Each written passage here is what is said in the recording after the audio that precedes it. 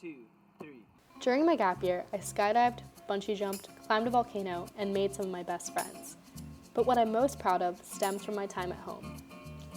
Following the most amazing 3 months of my life doing a program in Hawaii, I came home in the winter with no plans for the rest of my year.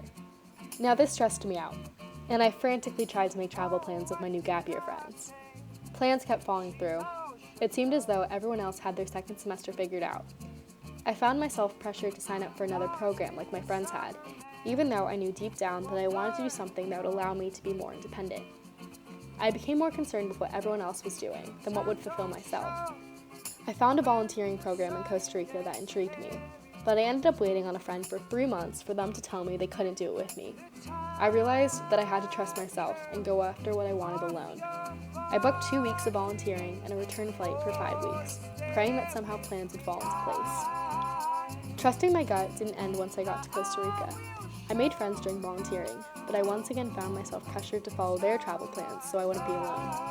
I had different goals than them, and deciding to branch out on my own ultimately led me to all the places I wanted to go. The funny thing was, once I decided what I myself wanted to do, the perfect travel partners just came. I came to Costa Rica with hardly a plan, just faith that if I followed what made me excited, everything would fall into place.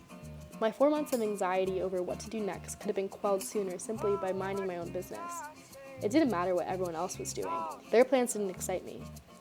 Following my own path led me to amazing people and established a newfound confidence in myself.